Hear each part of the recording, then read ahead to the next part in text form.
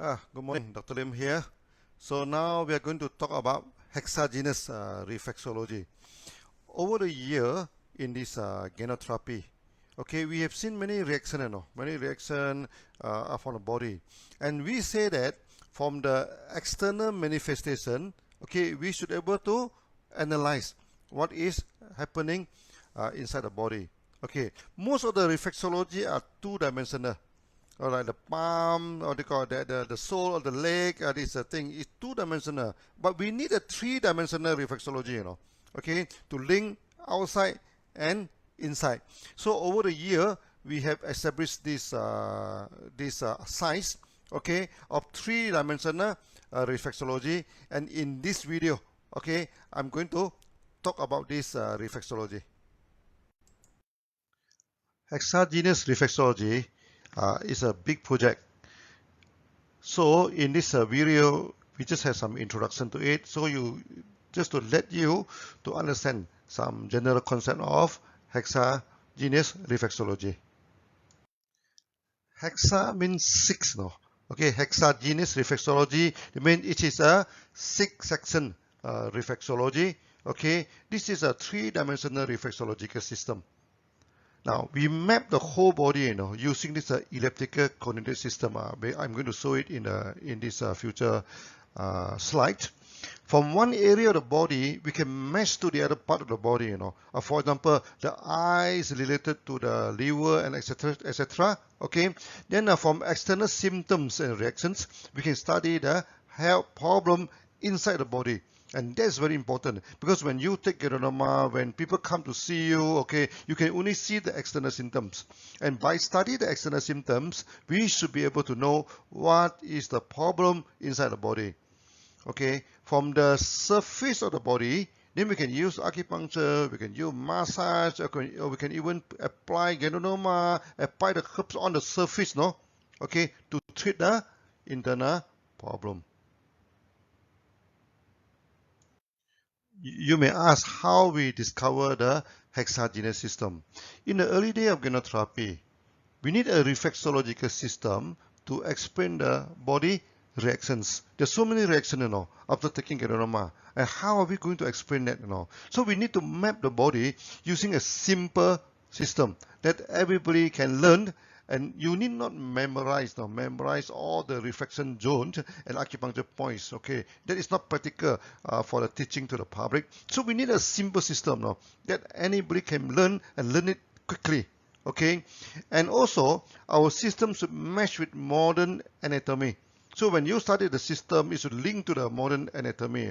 Okay, so that this study will become useful for the modern day. I explained a little bit about yin and yang. Many people have some mystical thinking about yin and yang. He thought that there's something mystic, in the Oriental teaching. No. Yin and yang actually is a very simple concept. Okay, what is inside, okay, is yin. What is outside is yang. What is deficient is yin. What is excessive is yang. So it's like a plus and minus, this in the mathematics. Okay, so the reaction from the body can be internal and external. It's deficient in metabolism or excessive in metabolism. So we define yin as something internal and deficient. Then the patient, he talk softly or he doesn't want to talk at all. So emotionally he is withdrawn, he's sitting there quiet and general weakness in energy. Okay. Yang is external and excessive in metabolism. The patient talk loudly and excitedly and emotionally agitated. Movement is quick and sometimes become violent. This is yang. Now, how we define the hexagenous system? You see, the body can be divided into external, internal, and something intermediate. Okay, so they are the three levels of the body. Okay, so these are the three major sections associated with the body.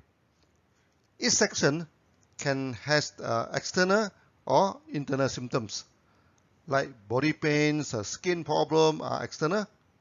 Then abdominal pains inside the body, low appetite or weak digestive are internal. So each section has deficient or excessive metabolism. So deficient is yin and excessive is yang. Some people pronounce it as yang. It's up to you, but in the original Chinese pronunciation, it's pronounced as yang. And each section we divide into yin and yang. And from 3 sections, okay, from external, intermediate, internal, then each section we divide into yin and yang. So totally we have 6 systems. That's why we call it hexagenous system. Coming to the naming of the system, external section we call it exogenous system. Exo means external. Intermediate section we call it interogenous. Intero means intermediate. So internal section we call it endogenous system. Endo means inside. So each section associated with yin and yang. So totally we get 6 sections. We have external one, we have exo yin and exo yang. So the intermediate one we have intero yin and intero yang, and inside is endo yin and endo yang. So this is quite simple in definition. So you please study this. Okay, try to understand this. I think it is simple to understand. The 6-session theory is first proposed by Zhang Zhongjing about 2000 years ago. Zhang Zhongjing is a very famous ancient doctor, and he write a very famous technical book called Sang Han Lun, the thesis on the harmful disease. And until today, his book still the textbook, for the TCM, the traditional Chinese medicine. So Zhang Zhongjing lived around 150 to 219 CE during the Roman Empire times, and he divided the body into 6 sections. So external yang, he called it the major yang or Tai yang, or external yin, he called it the minor yin or Sao yin. So intermediate yang, he called it the minor yang or Sao yang. Intermediate yin, he called it weak yin or Jue yin. Internal yang, he called it bright yang or Yang Ming. Internal yin, he called it the major yin, the Tai yin. Of course, the naming system is not the same as us, but the correspondence is almost the same. Okay, and this naming system is a little bit complicated. That's why I use it in a modern way of the exo, intero, and endo. That may be easier for you to learn. So this is Zhang Zhongjing, and the book written by him, the Sang Han Lun. And Zhang Zhongjing, you can know, actually, we love him very much. He is my most respected ancient doctor, okay, and he is full of love, okay. In his time, to write things now is not easy. They use the bamboo strip, and they use a small knife, to cut and carve down the wording. It may take him years, to write down this Sang Han Lun. Even today, we want to study, also take a long time to study, not to say to carve it on the bamboo. Okay, and Zhang Zhongjing, to us as a therapist, he is our spiritual, almost like a spiritual endorsement to us. So many times when I compile the Ganotherapy, I compile the teaching, everything, I feel tired, Okay, then I think of him. I say, wow, he is such a good doctor, okay? Spend so much time to put down his thing onto this Sang Han Lun, onto the writing, and open source. No, he never touch, he never ask any money, he never keep anything a secret. He is not so secretive. He get nothing from it, and the son and daughter, okay, also do not get any benefit from it. It's pure dedication for the mankind. So we respect him very much. In the TCM, each section is further divided into 2. Okay. Now, each section is associated with a solid organ, they call it Zhang, and the hollow organs, they call it Fu. For example, liver is solid inside, and associated with liver is a gallbladder. So liver is solid, we call it Zhang. Gallbladder is hollow, we call it Fu. Another example is kidney and bladder. Kidney is solid inside, we call it Zhang. Bladder is hollow inside, we call it Fu. Now, this 6 section is divided into the famous 12 variants. It's from the basic diagnosis system for TCM. Okay, now all the disease and all the herbs are systematically classified into 8 meridians. The whole body is mapped by the meridians, and acupuncture is applied on the meridians. This is the existing system which apply until today. Okay, it's very famous system. The the 12 meridian is so successful and is even applied until today. And Zhang Zhongjing compiled all the symptoms into 6 sections, and each meridian in his famous medical treatise, the Sanghan Lun, the discussion to treat harmful disease. I'm going to have a series now on this Sanghan Lun that is on the separate training when you want to learn about herbs and formulation. The system is so successful, it is even used today as a major body system in TCM. Okay, so Sanghan Lun become the oldest medical book which is still widely learned by the TCM student even until today. Okay, and the diagnostic technique and the herbal formula, it form the backbone of the modern day TCM. So Zhang Zhongjing is the father of TCM. If the 6-session theory of Zhang Zhongjing is so good and used until today, then why don't we use it in our Ganotherapy? We have a few problems. Okay, first, it's complicated. You have to spend a few years to study the meridians and the acupuncture point. There are a few hundred acupuncture points, Okay, and each point have their own function and their own implication. Each meridian also have their own function, their own applications. So it takes you many years to study that. And secondly, it does not associate with the modern anatomy, and we need a 3-dimensional reflexology, and this one is not. Okay. Thirdly, the naming is complicated, and it's not systematic like this. The minor yang, Sao Yang is intermediate, but the minor yin, Sao Yin is external. Okay, sometimes the naming is complicated, and the meridian are not in a straight line. It detail halfway, and you have to memorize it. It's not a straight line. And in our this hexagonal system, we put a clock line, all a straight line. Okay, easy to memorize. And finally, there are so many acupuncture points now. It takes a long time for the student to memorize. And many people after the second year, they already forgotten what they learned in the first year now. So I have seen some students already spending 3 to 4 years to learn acupuncture, and they can't even acupuncture properly. Okay, and in our hexagonal system, 3 to 4 days only they can start to apply acupuncture. So there is a lot of difference between the approach, even though the basic theory is the same, but the approach is very different. In the early day, I tried to teach acupuncture. The student, especially the non-Chinese now, immediately confused by the names. Even the major section, the naming of Taiyang, Shaoyang, Yangming, Shaoyin, Jueyin, Taiyin, confuse the student immediately, including the young Chinese, not to say the non-Chinese. And it takes the student too much time to learn the name and trace the parts of the meridians and memorize the function of each meridians and the points, which unfortunately also do not correlate with the modern anatomy. Many TCM scholars try to coordinate this thing with the modern anatomy with catastrophic result. Why we say that the TCM system is very difficult to associate with modern anatomy. For example, the liver system is associated with the blood metabolism.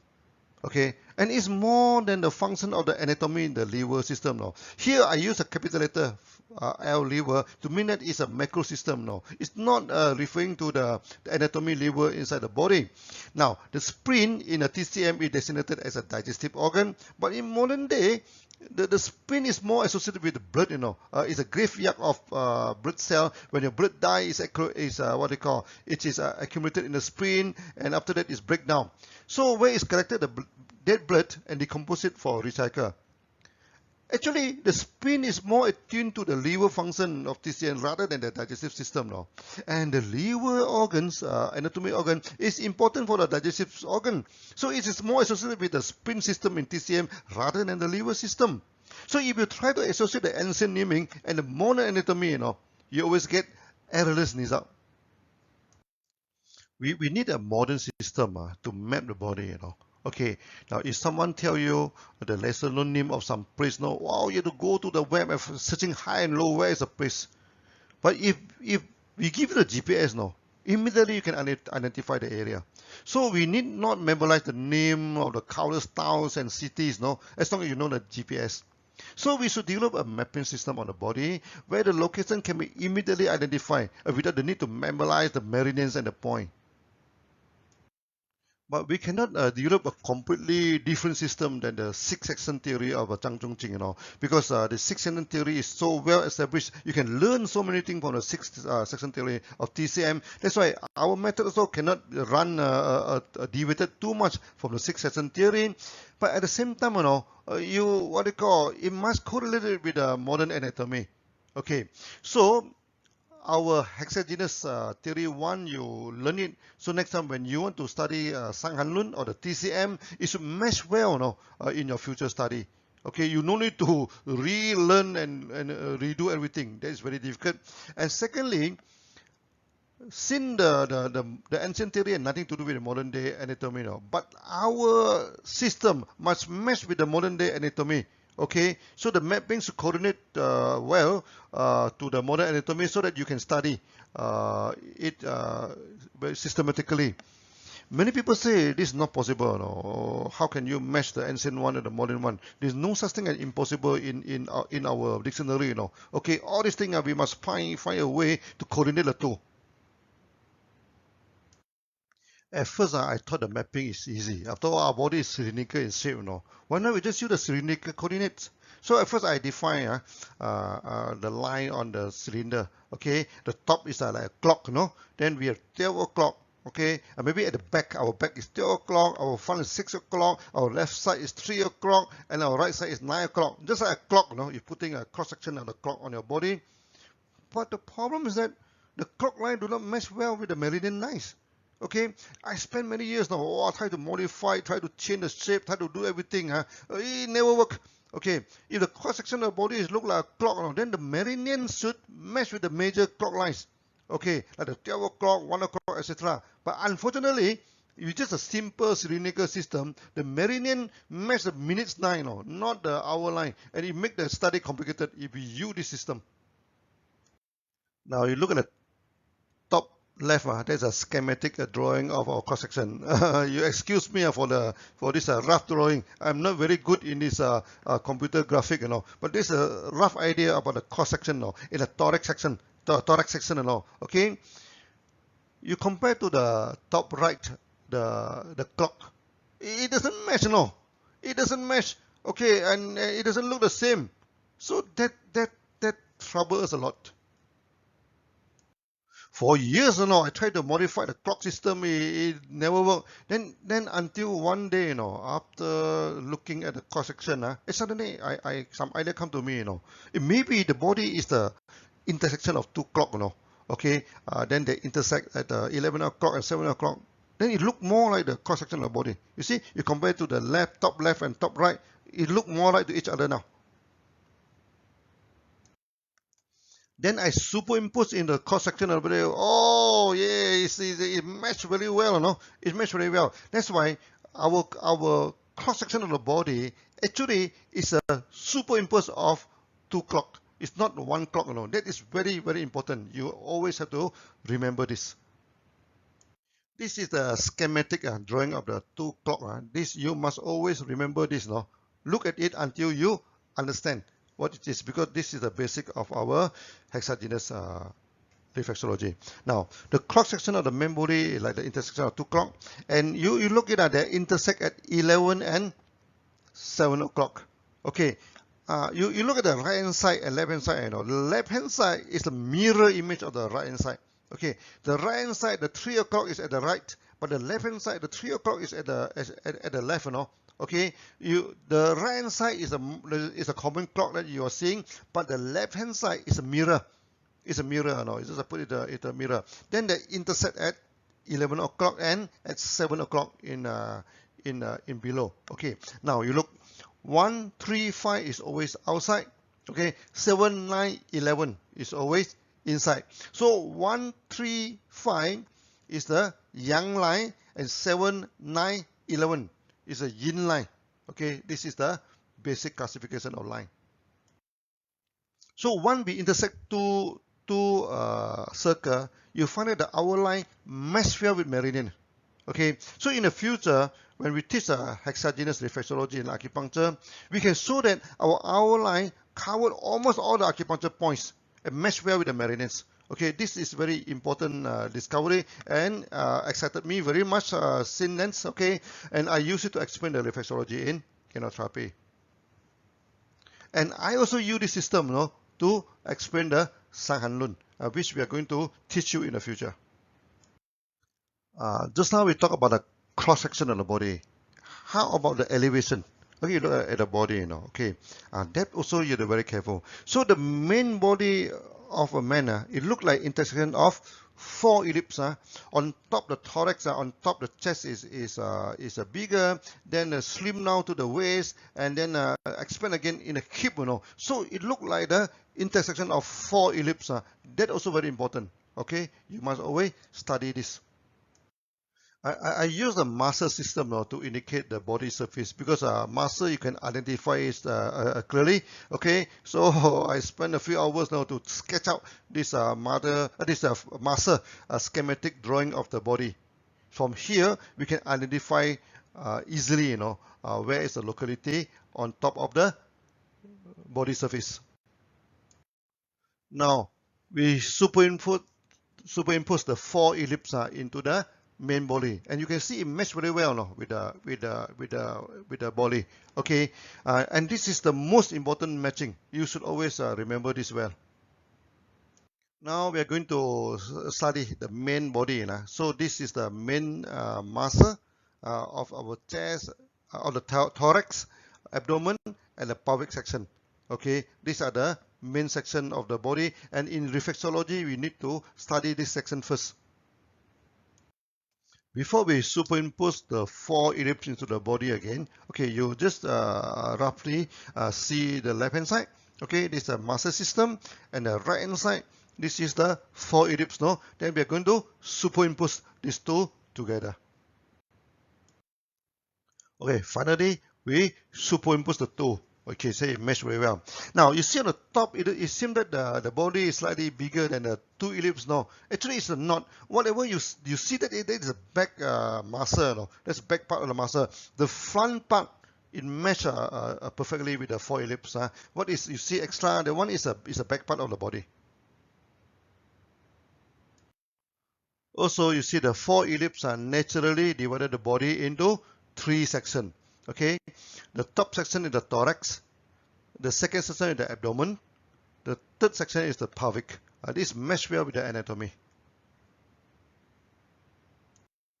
Now, this is the internal organs of the body, and you can see that our four ellipses mesh very well and identify the area very, very clearly. And you can see the lung. Okay, is at the two intersections at the top, and the heart is right in the middle. When it comes to the abdomen system then you can identify the liver and the stomach, okay, very clearly. You cannot see this what you call the kidney is at the back. Okay, then of course you can see the colon, the small intestine clearly. This is purely on the internal organs, okay? And you can try to identify the organs easily. Try to commit this picture into memory. This is the most important picture, okay, for our hexagenous theory. Now, we are showing the muscle and also the internal organs of the body. So the muscle is the external, the organ is the internal. So this photo, you keep on looking at it, okay, until you feel familiar with the muscle and also with the internal organs.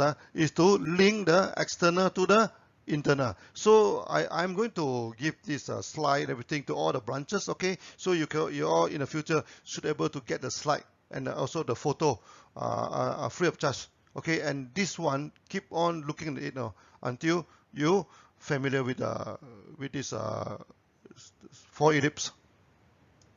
You can learn a lot, from this four ellipse picture. Okay, so that the body is divided into three sections. The upper section is the thorax, the mid section is the abdomen, okay, the lower section is the pelvic. Now the body, sometimes we say that the body are external, intermediate, and internal. No? Sometimes it's also true that the body can divide into three sections. No? The thorax section, the abdomen section, the pelvic section. Okay, so sometimes the thorax section refer to the external section, the abdominal section refer to the internal section, and then the pelvic section is the endosystem. Okay, so these are the three areas.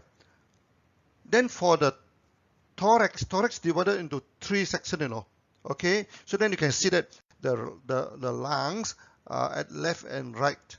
Then the heart are in the middle. This is for the thorax. So these are the mid and lower body. The mid body is the abdominal section, or we so say the abdomen. Okay, and there are 7 topical area. Okay, is 7 because of the 4 ellipse. No, you get 7 area, and you can see the 2 big one look like the eye. So we nickname the eye. It look like the eyes on the 4 ellipse. Okay, the top section cover liver, stomach in the front, and kidney at the back. Okay, then the lower section cover colon and part of the intestine. So in the pelvic section, and you can see that the colon is at the side. Okay, then this intestine, the small intestine, is at the center. Okay, then at the lower section, there are also the bladder and also the womb for the woman, but it is not shown here. But you can get it easily, from any anatomy picture. From here, then you can study the reflection. Okay, you look at the up and down, or the thorax section and this pelvic section. You see the lung reflected to the colon, Okay, the heart is to the small intestine. That's why in the reflexology, we say that the colon and lung link together, heart and the small intestine. From here, you can know it immediately. So even when you study TCM, they say that the lung is related to colon, the heart is related to small intestine, but there is no explanation. But from here, you can see clearly why the lung is associated with the colon, why the heart is associated with this intestine. Now, this 3 section, sometimes you can reword it. You can turn it 180 degree, Okay, then it's still the same. Okay, so the reaction, it can be top down and bottom ups, and also the front and the back, and the left to the right. Okay, so the liver and gallbladder is the left to the right. This thing, the stomach and pancreas also is right to the left. Okay, then the kidney and the bladder is front to the back. Okay, this is also the normal reflection. Now, this is the important picture to match the whole face, to the whole body. Okay, now the face also the superimpose on the 4 ellipse. It's not 2 ellipse, 4 ellipse on the face. Okay, so that our whole face can map to the whole organs. Okay, then this, you study this carefully. This is very important diagrams. When you study the 4 ellipse on the face, you see from the picture, it seems that the 4 ellipse on the top is smaller than the head. Actually, it's not, because the head are 3-dimensional, and we are showing the 2-dimensional. So what you see, the external is at the back of the head. It's not in the front. Okay, so when you look at the front, it matches perfectly. Okay, it matches perfectly when the thing is inside the front.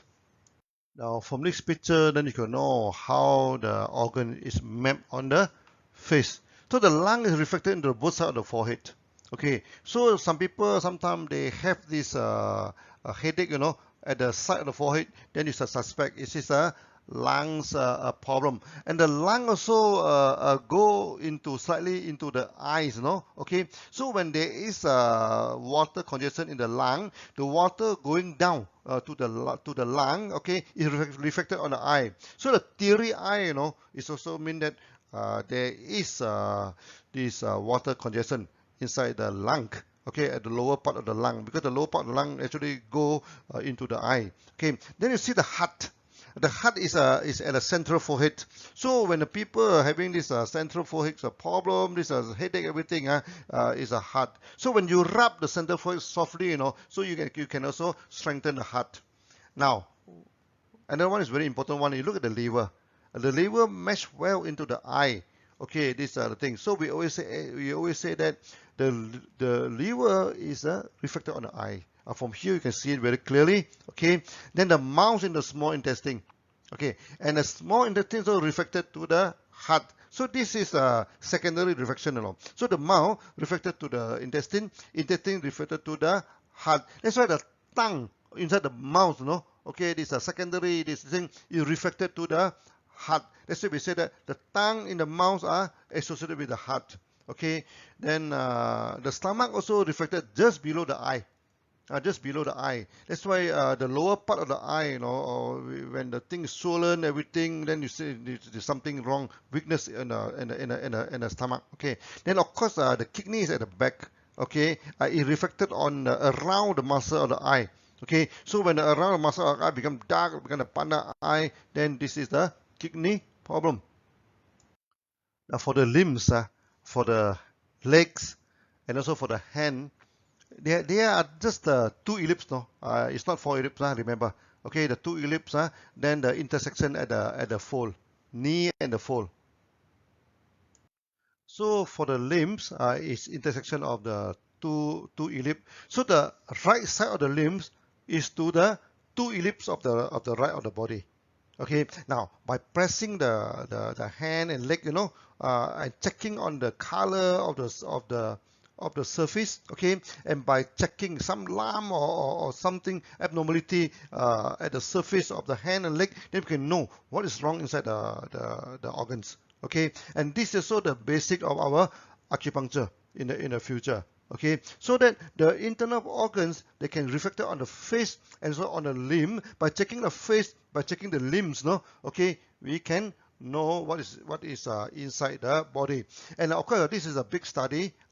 Today is the introduction. So when in the future, when we come for the massage, hexagenous massage, and also the acupuncture, we are going to discuss more details on that.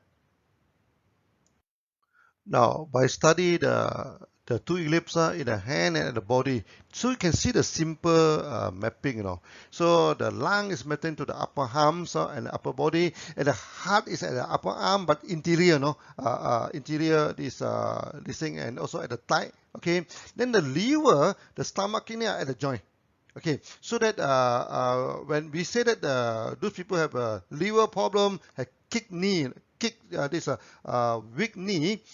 How do you know a person having a kidney problem? You ask him to squat, When ask him to stand up, he take him a lot of effort to stand up. That means at the back of the knee, is weak. Then we know that, the kidney is weak. Okay, and some people, they always just complain of the knee pains. No, don't treat the knee. Don't treat the knee. Treat the kidney and treat the stomach. It's not the knee problem. Okay, now.